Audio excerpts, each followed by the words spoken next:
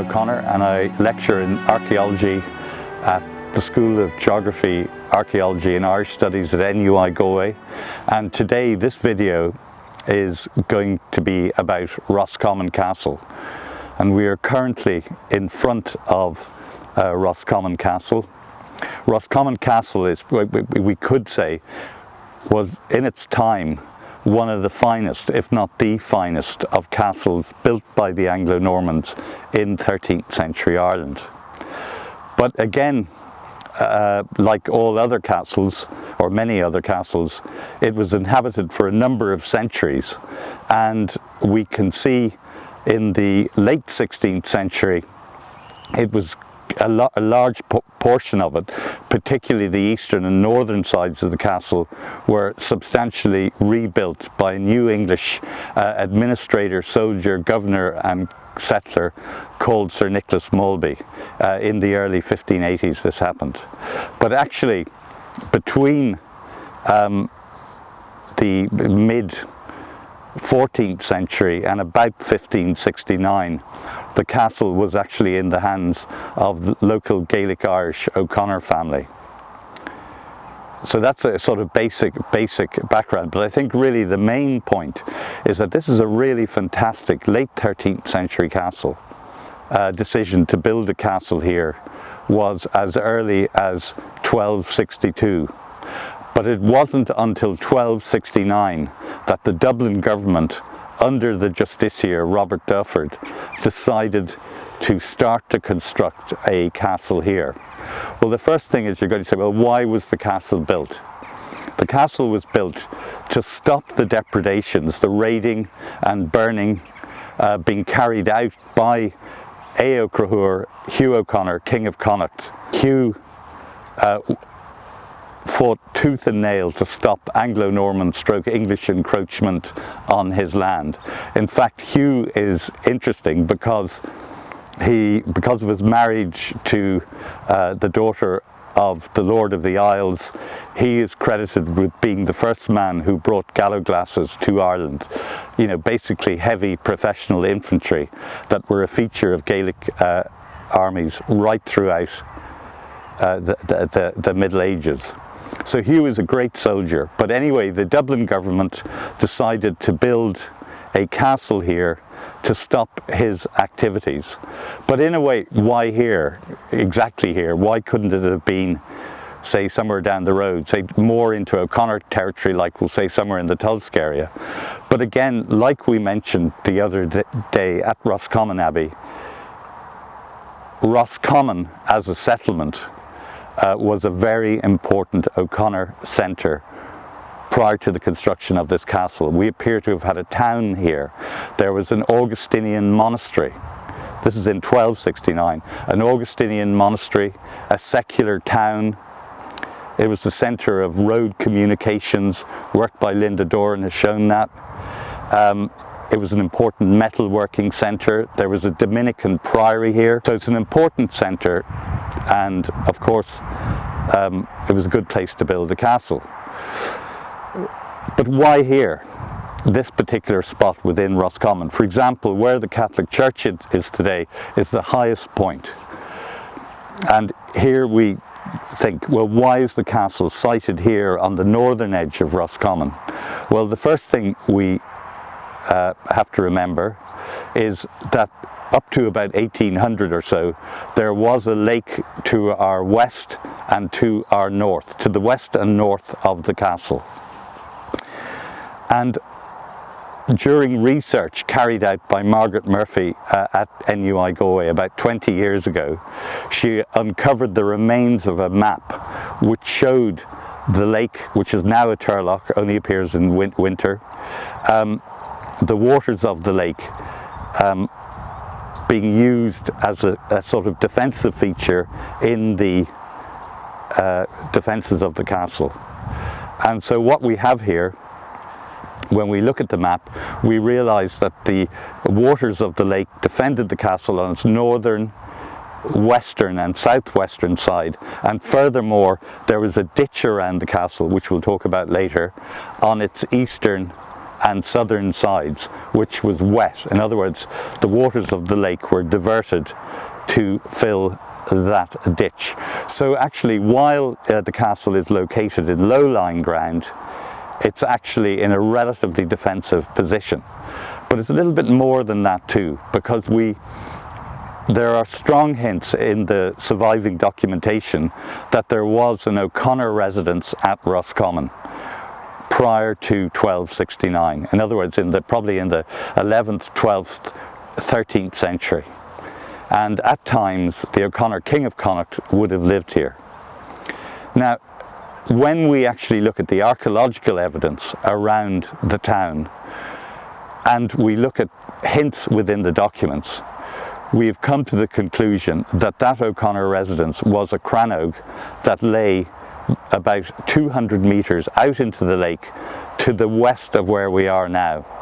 So in other words, not only were the Anglo-Normans using a naturally fortified position, they were also replacing an earlier O'Conor residence, which just lay offshore. Okay, so that's important. And that's something to remember too, because when we start to look at Anglo-Norman castles, very grand, very, very fine-looking places, etc., etc., we often find that actually what they've done is taken over pre-existing Gaelic Irish habitation sites and then built the castle over them. So there's a longer history to the site than just the Anglo-Normans, and that's something that you find time and time again. Symbolically, the ideal castle in medieval chivalric society, if you like, was to be seen and observed and to be close to water. We see this again all over Western Europe at this time. The famous Beaumaris Castle and Caerphilly Castle in Wales, which both more or less date to the same period as this castle, are sited in sort of similar low-lying locations beside water. We've just mentioned Beaumaris Castle, and this is the other thing to remember about Roscommon Castle. The Lord of Roscommon Castle was the King of England in his position as Lord of Ireland. That is why the Justiciar, the King's representative in Ireland, was involved in the building of the castle in the years after 1269. So Roscommon Castle, like the famous World Heritage Sites in North Wales, Harlech, Carnarvon, Beaumaris and Conway, is actually the ultimate lord of the castle. Like those castles was Edward I, in his position as Lord of Ireland. So this is a royal castle then. So while most other Anglo-Norman castles in late 12th, 13th century Ireland had major Anglo-Norman barons as their lord, this castle, like Dublin Castle, like Limerick Castle, and like Athlone Castle, the lord of the castle was the King of England as Lord of Ireland, a royal castle. And that's kind of important too, because that means we have relatively good documentary evidence for when it was constructed. Hugh O'Conor, Hugh O'Conor, King of Connacht, would not have been particularly happy that there was this encroachment into, if you like, his territory. And as the castle was being built, he attacked it and burned the castle on 3, if not 4 different occasions in the early 1270s. So he was, if you like, he was not happy with what was happening here, and he attacked it, burned it, presumably stopping building work. But Hugh dies in 1274, and we note from the documentary sources that in 1277, 1278, there's a huge amount of building work carried out at the castle. So I think really what we can say is that although the castle was started in 1269, very little happened here until the late 1270s. And really what we have the castle here really dates to the late 1270s, and huge amounts of money were spent on it. A type of castle known as a keepless castle. That's the first thing. And if we look behind us, we can see the remains of a twin-towered gatehouse. I might add, we'll talk about this later, but the windows are inserts of late 16th century date. This keepless castle had a large D-shaped gatehouse that extended back into the ward of the castle, very much a late 13th century form. And in that keep gatehouse, if you like, or that gatehouse, we would have had residential accommodation for the constable of the castle, the constable being the man who was charged with its defence by the Dublin government, usually an Anglo-Norman knight from further east, maybe one of the Dillons or people like that. Would also probably have had maybe a public room like a hall within the gatehouse. Also garderobes, that's something to remember here. Garderobes are lavatories, and actually what we will note is that both in the twin-towered gatehouse behind me and the corner towers, you can see the northeast and the southeast towers behind me to the left and right, the chambers at certainly 2 levels of these towers had, the rooms in other words, had garderobes. So we're talking about ensuite accommodation, if you like.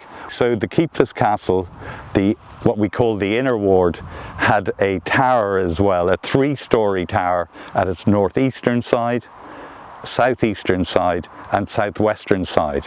As I said, the chambers were lit, possessed these garderobes, little lavatories, a fireplace we would think, and were lit by large plunging arrow loops, which we'll see in a minute. Very fine accommodation, both in the twin-towered gatehouse and in the corner towers.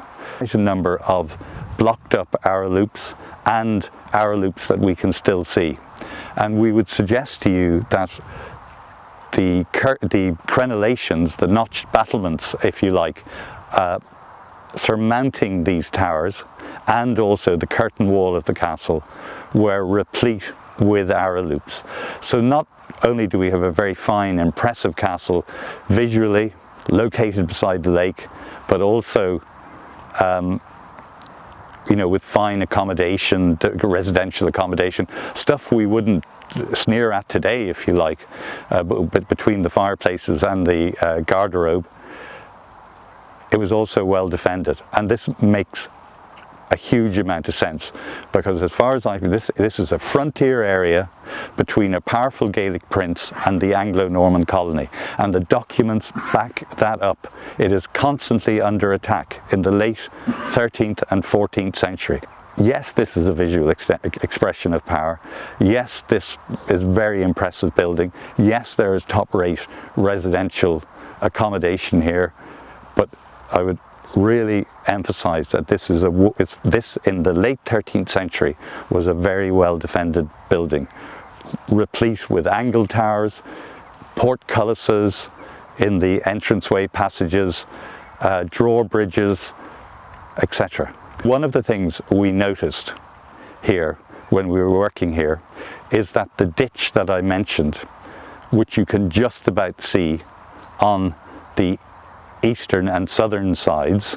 For example, if we look over there, we can see a crack in the wall. This appears to be where the original 13th century ditch was located. And then over here, you can see a dip in the ground surface.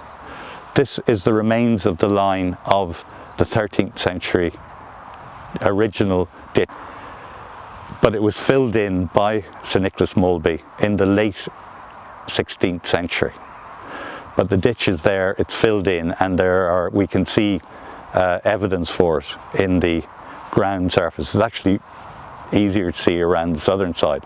And on the northern side, the ditch is still there, because Mulby in the late 16th century turned that into the northern side of the ditch into a garden feature. But remember, The Anglo-Norman colony in Ireland came under fierce pressure from the late 13th century onwards, but particularly in the 14th century, in something known as the Gaelic Resurgence, where Irish lords started to successfully fight back, if you like, against the Anglo-Norman English colony in Ireland, and large parts of the country came back under the control of Gaelic Irish lords and princes. And what we have here at Roscommon is that by about 1360 or so, Roscommon Castle is in the hands of the O'Conors. So in other words, the O'Conors move back into Roscommon town and take over control of the castle and are back in control again. The O'Conors themselves had their own problems in the late 14th century. They start to fight amongst themselves, and they split up into two branches. One is O'Conor Don, the brown O'Conor, and the other is O'Conor Roe, O'Conor Rua, O'Crucha Rua, the red O'Conor. Presumably this is to do with the hair colour of the two,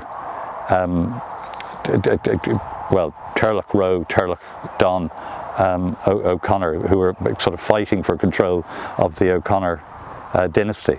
But it appears that the O'Conor Don dynasty were here for most of the late 14th and 15th and early to mid 16th century. Around the year 1360, the O'Conors take control of Roscommon Castle, and they hold it throughout particularly the O'Conor Don branch, throughout the late 14th, 15th and early to mid 16th century. What is interesting is when we look for architectural evidence of O'Conor occupation, we find there is really none. And we've thought through this quite a few times. It's been seen at a number of other castles. For example, at Ballintubber, there's to the north west of here, the castle dates to around 1300. Okay, so we have this O'Conor occupation of Roscommon Castle from about 1360 through to actually 1569, when the O'Conors surrender the castle back to the Dublin government, to the English-controlled Dublin government. But what is interesting, as I say, there isn't much in the way of architectural evidence for what is a 200-year occupation by the Gaelic Irish O'Conors. Now, this has been seen at a number of other Anglo-Norman castles taken over by Gaelic Irish lords during the course of the 14th century during the Gaelic Resurgence. They take over the castles, but other than repair them, etc., etc., they don't carry out any major building works. Now, there's a little bit of a dilemma here, because if people remember the other day when we were talking at Roscommon Abbey, there's a massive rebuilding phase at Roscommon Abbey, i.e. Roscommon Dominican Priory, in the 15th century. And we see this elsewhere in Ireland as well. There's a huge amount of, small castles like tower houses going up, but also a massive amount of building of friaries and friaries and rebuildings of abbeys and things like that. Okay, so it would seem to me that the wealth and know-how to carry out major building works are there in Gaelic Ireland, that's for sure, because we see it elsewhere. But it's just the way Gaelic society was organised. Things like partable inheritance among an extended kin group, lack of primogeniture in terms of passing on lordships. In other words, it could be your nephew or your cousin, your second cousin even, who takes over from you as lord of a territory, within the extended kin group, things like that. And also the Gaelic methods of carrying out warfare using the landscape rather than fixed fortifications. We've come up with a number of reasons why Gaelic lords mightn't want to carry out huge renovations and things like that to castles. We have the fact that it comes back under the control of the Dublin government in 1569, the English-controlled Dublin government. And by 1577, the Dublin government have granted Roscommon Castle out to Sir Nicholas Malby, a new English administrator, soldier, and actually governor of Connacht. They've granted out the castle of Roscommon and the manor of Roscommon to this man. He's a very brave man, there's no doubt about that, but he was also, how would we call it, a bit of a chancer too. But anyway, he manages to amass 17,000 acres, and Roscommon Castle is his main residence. And what does he do here? Well, if we look behind us, we can see that he turned the gatehouse and the northeast and northwest towers. He joins them all up in a huge L-shaped fortified house that was influenced by the Renaissance. So while it is fortified, and there are things like gun loops and things like that, there's also a large amounts of windows at its upper levels, fireplaces. There's also symmetry. If we look at the symmetry, the way the windows there are balanced, those inserted transomed and mullioned windows, you can see symmetry in the design of this rebuild, if you like, of the northern half of the inner ward of the original castle.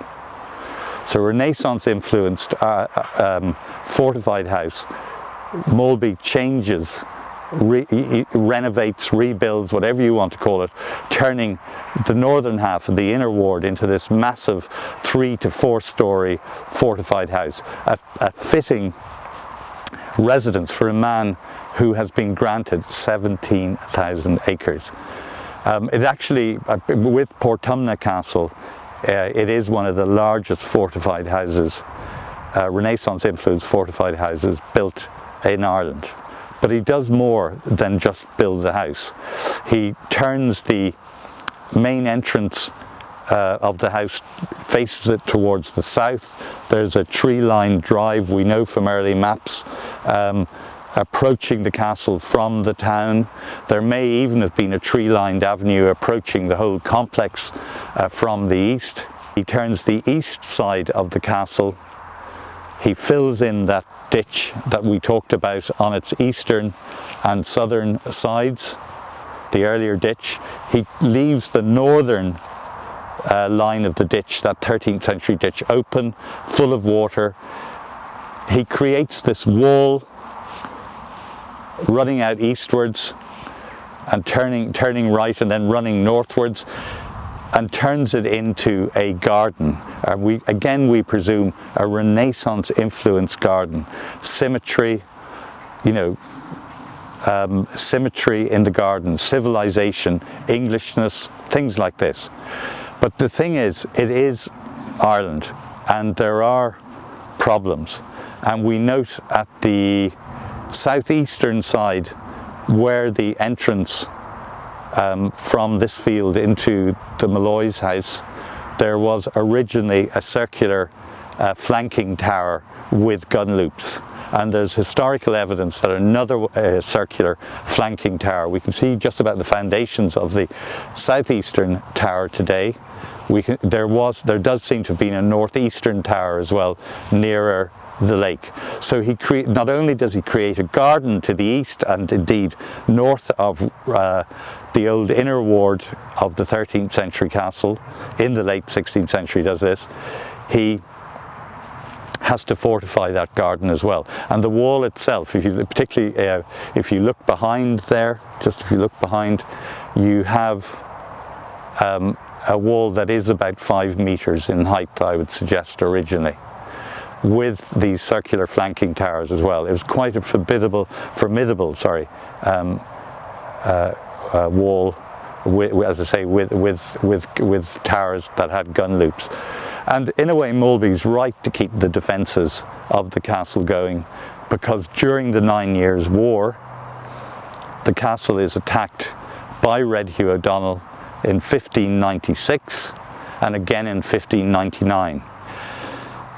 I think in the 1596 siege, quite a number of the garrison, the New English garrison, die. And what's interesting again about that is that 15 of them are sort of, are killed or died of wounds, but the substantial rest die of disease, which often happens in medieval sieges. People don't actually die, or post-medieval sieges, people don't really die necessarily of gunshot wounds or killed outright. They actually often die of disease.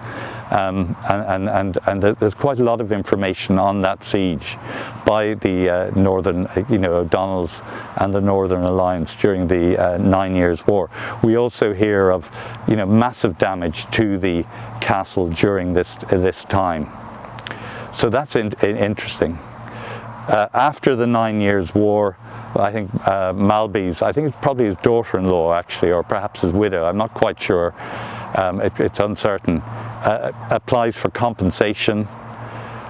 But during the 1640s, the castle is attacked again during the wars of the 1640s, and it's surrendered by, I think, Colonel Charles O'Conor in 1652 to the Cromwellian general, I think to a Cromwellian general on terms.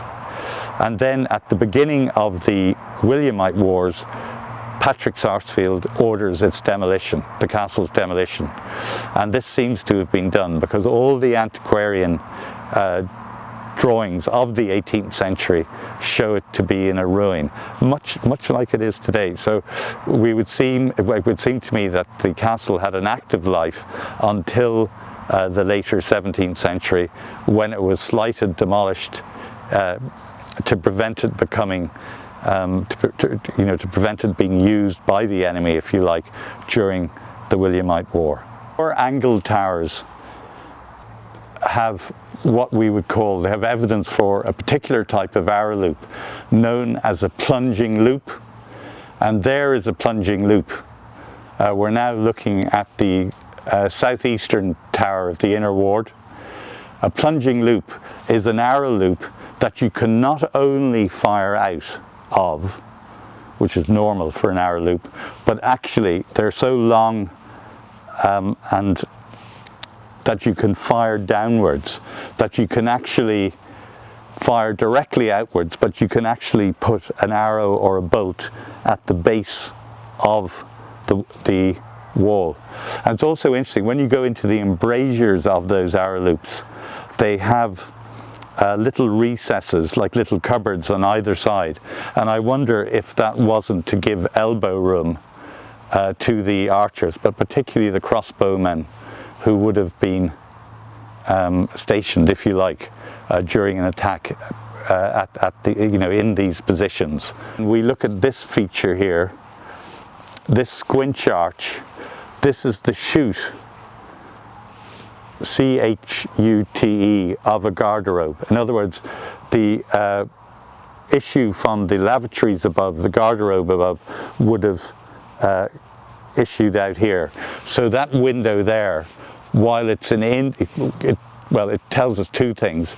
That window is where the actual garderobe would have been, but it shows you that even in the late 16th century, they were still using the late 13th century lavatories. Okay, so very fine accommodation within that twin-towered gatehouse. The other thing that you can see here is we can just about see some of the original render of the castle, and that's something to remember too. Remember, castles, the walls would have been the walls of the rooms would have been plastered internally, probably tapestries, even wall paintings. Very fine wooden furniture, things like that. The interiors would have been plastered and whitewashed, as I say, maybe wall paintings and tapestries hanging on the wall. But the external walls would have been rendered as well to make them waterproof. This idea of sort of open stonework, did not occur, okay? So you can just about make out the original render. Some of it is still surviving. There is a mullioned window. It's an insert. It's inserted into the 13th century twin-towered gatehouse by Sir Nicholas Malby in the late 16th century. So it's part of that fortified house. Now it actually is a ground floor window, but it's not at ground level. It's way up high, but it lights the ground floor. And the reason why it's not at ground level is, of course, that this is a fortified house. That is a defensive feature. It gives light to the ground floor room, but it's way up high in the wall. It's not actually at ground level. And then above it, you can see a first floor window, what we would call a transomed and mullioned window, 2 lights in width, 2 lights in height. Again inserted by Sir Nicholas Malby. But originally you can see the bar holes for the windows. They would have had glass originally, and all it would have been, they're very fine looking and well preserved windows. We're actually looking at the northern side of the northern tower of the twin-towered gatehouse, and you can see the remains of a blocked up 13th century plunging loop, effectively at first floor level. You see that there? You can see the inserted windows of late 16th century date, the transomed and mullioned windows, again showing symmetry.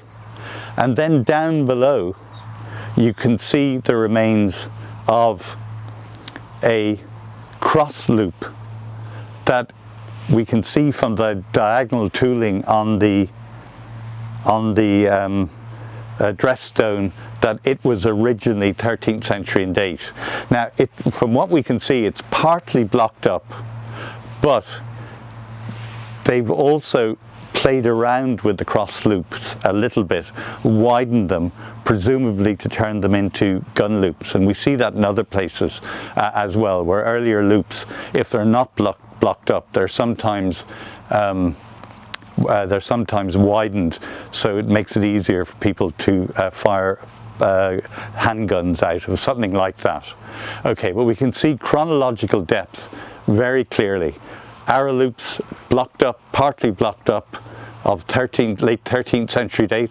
We can see the render very clearly here as well that would have covered the castle, the outer walls of the castle, and we can see inserted windows of late 16th century date. The other thing that's really interesting too, if we look at the middle window in particular, which would be a first floor window, we can see that there seems to be sandstone, dressed sandstone jambs to that window, but actually it isn't, because when we get up there and look at it, it's actually plaster work pretending to be expensive imported sandstone blocks. So it's not quite as grand as it looks. So you can see these pretend sandstone blocks on the left-hand side of that window. We see this in other surrounds around these late 16th century windows. So it's basically Malby pretending that he's imported sandstone blocks, possibly from Western England somewhere, and that he had the money to do this, but actually it's just pretend plaster work. Here is a fireplace inserted into the twin-towered gatehouse, dating, this insertion again is done by Malby into the 13th century gate tower in the late 16th century. Now again, the insertion of fireplaces into these older buildings is a feature of Malby's work. Again, Renaissance influenced this emphasis on light, more windows, and also on comfort, i.e. more heat, means that loads of fireplaces were inserted into this fortified house, created out of the twin-towered gatehouse, the northeast tower and the northwest tower, this L-shaped gatehouse. But what's interesting about this fireplace is that it tells us something. and that is, we can see that the surviving dressed stone is punch dressed. In my opinion, a late type of punch dressing. Punch dressing is very much associated with the 15th, 16th century in Ireland. And it seems to me that this is an indication that Malby, although he's part of the New English Elizabethan administration, is actually using local Irish workmen in his building and rebuilding, if you like, his building of his massive fortified house. So that's kind of interesting. So punch-dressed stone, late 16th century, inserted fireplace into the gatehouse, and he's using local Irish workmen who to a certain extent, probably you'll find that men of lower status at this stage don't really care who's employing them, whether it's Gaelic lords or New English lords or Old English lords, as long as the old money is coming in. I think that as long as they're paid, they're quite happy to work for anybody. So we're going into the northwest tower of the inner ward, and that is late 13th century in date, like all the other towers, but you can see that Malby in the late 16th century inserts these transomed and mullioned large windows and also fireplaces, all Renaissance influenced. Okay, you see the inserted fireplaces, and up above there as well. You know, light and heat, comfort. I'm now descending into what remains, at least to the naked eye, above ground, what remains of the late 13th century castle ditch. That ditch that was built on the outer edge of the castle in the late 16th century. Sorry, say again, in the late 13th century. In the late 16th century, Malby fills in the ditch on its eastern and southern sides, but he keeps this stretch of the ditch open and turns it into a pond for as a sort of garden feature. And ponds were a feature of these Renaissance influenced gardens that we see in the late 16th and 17th century in Ireland and in Britain and other places. So I'm now going down into the ditch. I now fall into the ditch. Here we are. This is the ditch. You can see the green. It actually fills up in winter again, but it's about 8 meters in width and about 2 meters in depth beneath ground level. So it's a fine feature. So we have to imagine this ditch all the way around the castle. But again, it's reused, as I said, in the late 16th century as a pond. Originally not blocked from the lake, filled in from the waters of the lake, and then, as I say, used again as a pond. And if we go up, where I am now is literally the outer northern edge of the outer ward of the 13th century castle. Again, we don't see stone buildings in this part of the castle. We're about 20 meters out from the wall and towers of the inner ward, maybe even a bit more. Certainly on the western side, it's probably about 30 meters. So we would presume there were timber buildings here, and either a stone wall, which is now gone, again probably destroyed in the late 16th century, or a palisade here, and timber buildings within the interior originally. Again, it all becomes a garden in the late 16th century. At the northwestern tower of the 13th century castle, the late 13th century royal castle, we can see that in the late 16th century, transomed and mullioned windows were inserted into this tower. We can also see the remains of a dumbbell-shaped gun loop up there, reminding us that these places are fortified. But one thing that we did notice, Margaret Murphy, who did a lot of the study here, noticed back about 18 years ago, was that all the features of the upper floor of this tower appear to be late 16th century. So eventually we came to the conclusion, or she came to the conclusion, that there were 3 floors to the other towers, the northeast, southeast and southwest towers, but this northwest tower, the one away from the main approaches to the castle, protected by the lake and the ditches on all its sides, actually only had 2 floors.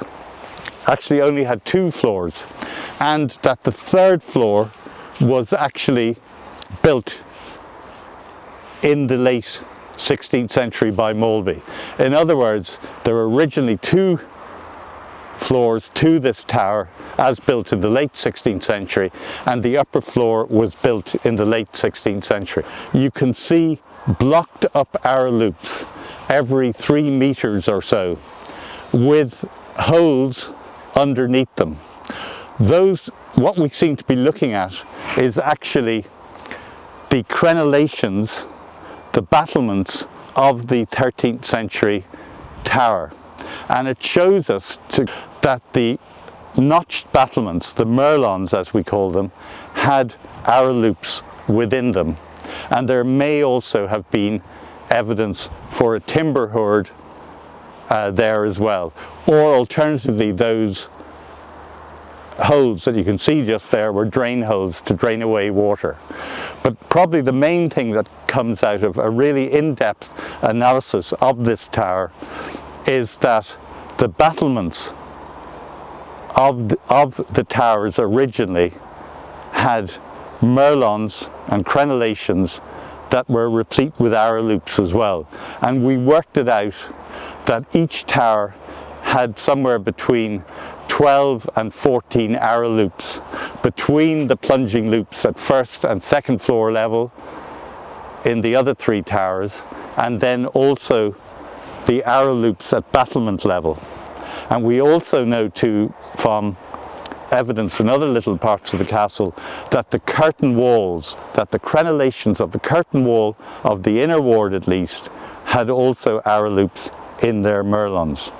So overall, this is the whole point about this castle, that when we look at it, when we look at things like the gatehouse, references to portcullises, evidence for murder holes and drawbridge pits, when we look at the amount of blocked up arrow loops that we can see, when we use evidence from, say, for example, this northwest tower and think of what originally existed on the other towers, evidence for concentric defence, evidence for a wet ditch, we have a very seriously defended castle, and it really does compare well to other royal castles in North Wales. That doesn't take away from the impressive nature, its wonderful siting beside a lake, the wonderful residential accommodation within it, but it's a top-rate castle for the late 13th century in defensive terms as well. And to me that makes all the sense in the world, because it is constantly under attack. We know this from references within the colonial sources and also within the native Gaelic Irish annals. We're looking at the northern wall of the inner ward of the castle. So the northeast tower, the northwest tower would have been joined by a curtain wall with merlons, crenellations originally, okay? But the main point here is that in the late 16th century, those windows are inserted. It would seem to me, and I've said also, that the 3rd floor of the northwest tower is added on. The curtain wall is heightened and incorporated into this L-shaped fortified house. So what you've got to imagine is that the whole space, it's all destroyed now, it's all gone, but that whole space was filled up with these windows and this huge fortified house. So you actually, running from the gatehouse up to the northeast tower and then across to the northwest tower, this sort of 3 to 4 story high fortified house, the largest fortified houses in Ireland, and yet not an awful lot is known about it. but top rate. But just imagine this space here, all filled in between this northeast tower and this northwest tower, with windows, transomed and mullioned windows at ground level, high in the wall of the ground level, then a first floor level with transomed and mullioned windows, 2 lights in height, 2 lights in width, you can see them there, and then a third floor, and then possibly even an attic floor beyond. It must have been huge, and as I said, it was the centre of a 17,000 acre New English estate based here at Roscommon in the late 16th century, and it saw all that action during the 9 Years' War as well. So amazing place. What can we say just to finish off? Well, first of all, we can say that there is a top-rate late 13th century royal castle here at Roscommon, really built in the late 1270s, although started in 1269. The raison d'etre for the castle is to basically keep Hugh O'Conor and the O'Conors under control, something that ultimately doesn't work, and by 1360 the O'Conors, the descendants of Hugh O'Conor if you like, have taken over the castle, and we have the O'Conors living here for 200 years. There is little in the way in terms of architectural remains for that long period of Gaelic Irish occupation, and this is something that we see at a number of Anglo-Norman castles. For example, Ballintubber around here, Green Castle in Donegal, the Irish take it over, but they repair it, they use it, but they don't seem to carry out any massive building undertakings themselves. Now that, to me, when we look at the overall evidence, is not because they're not able to do that or they don't have the wealth and know-how. They do, but it's just the way Gaelic society is organised.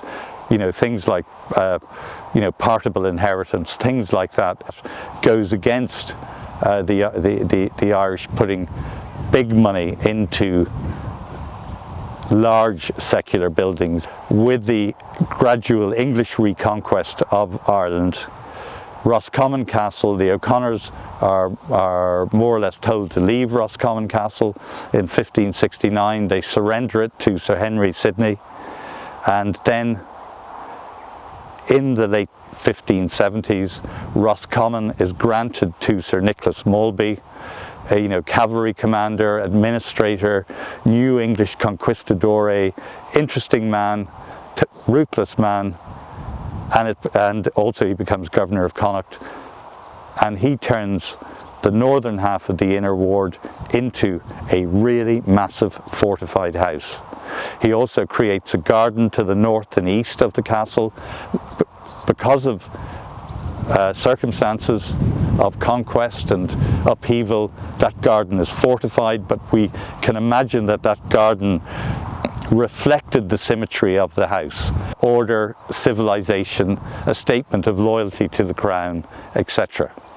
A number of people have worked here: Harold Leask, Margaret Murphy, Dan Titch Tyler, Paul Nasons, myself, numerous others. What type of approach do we take? Well, we take what we call a kind of multidisciplinary approach, which is we look at the architectural remains, try and work out phases. We look at the historical sources, a little bit of excavation, archaeological excavation, geophysical survey, looking at early maps. You know, this is what we call a kind of interdisciplinary, multidisciplinary approach, and by doing that we come up with an idea how the castle functioned and how it developed over time. And I hope we've shown you that over the last